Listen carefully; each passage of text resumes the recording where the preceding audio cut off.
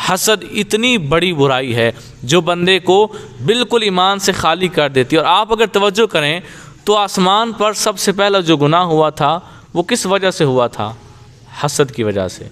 अल्लाह ने आदम अलैहिस्सलाम को मिट्टी से बनाया और इब्लीस को कहा कि इन्हें सजदा करो, तो वो कहने लगा या अल्लाह मैं आग से पैदा हुआ हूँ, ये मिट्टी से पैदा हुआ है और ये मेरे बाद पैदा होकर इतनी अजमत पा गया है। तो उसे ये चीज़ बर्दाश्त ना हो सकी। पहले उसने हसद किया, फिर उसने तकब्बुर किया, फिर उसने रब की नाफरमानी कर दी। पहले एक गुनाह किया, फिर उसके बाद उसने और भी गुनाह किए और रब की बारगाह से वो धुतकार दिया गया। अगर वो ये हसद ना करता कि मेरे बाद ये पैदा हुआ है आदम, लेकिन रब ने इसे इज़्ज़त अता की है, तो ये रब की तकसीम है। रब जिसे चाहे जितनी मर्ज़ी इज़्ज़त दे, जिसे चाहे जितना मर्जी प्यार दे, ये रब की मर्जी है। मैं मखलूक हूँ, भला मेरी क्या औकात है कि मैं कहूँ रब तूने इसे इतना क्यों दिया और इतना क्यों दिया। अगर शैतान ये कहता तो फिर वो हज़रत आदम अलैहिस्सलाम से हसद ना करता। ये था आसमान पर सबसे पहला गुनाह, यानी कि आसमानी दुनिया में सबसे पहले जिसने रब के हुक्म को इनकार किया, रब की बात नहीं मानी, उसको उस शैतान के पीछे जो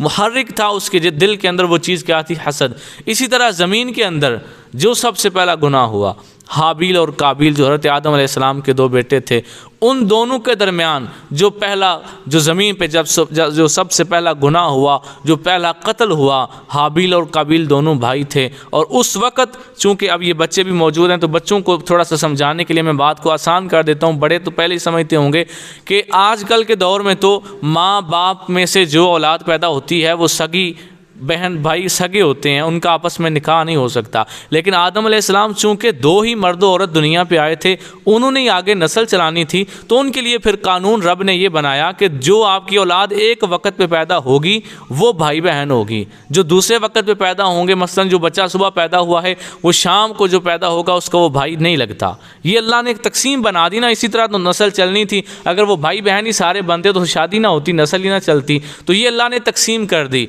कि जो सुबह के वक्त पैदा होंगे वो शाम वालों के भाई बहन नहीं, और जो शाम के वक्त पैदा होंगे वो सुबह वालों के भाई बहन नहीं। अब हाबील और काबील दोनों भाई थे, तो जिसके साथ मंगनी हुई उसकी बहन नहीं लगती थी, लेकिन खूबसूरत थी बड़ी, लेकिन वो जिसकी सगी बहन लगती थी उसके साथ पैदा हुई थी।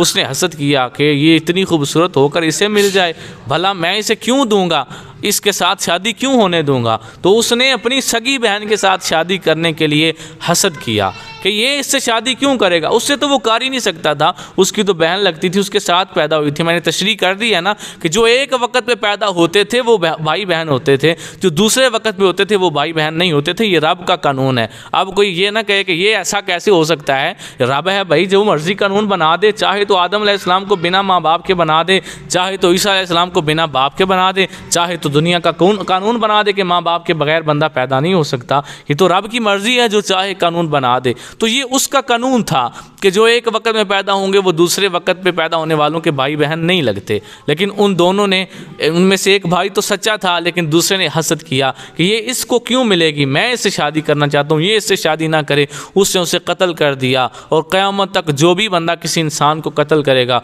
उसका गुनाह उसके खाते में ज़रूर जाएगा कि तुमने इसका रास्ता ईजाद किया था, सबसे पहला कत्ल तुमने किया था, तुम्हें देख कर आगे फिर लोग कत्ल कर रहे हैं। तो पता चला कि ज़मीन पर सबसे पहला जो गुनाह हुआ हसद की वजह से हुआ। उसने हसद किया कि मेरी बहन के साथ ये क्यों शादी करेगा, इस बात से उसने हसद किया। अब आप कहेंगे कि जी आप कह रहे हैं वो भाई नहीं लगते थे, कुरान ने तो कहा कि दोनों भाई थे।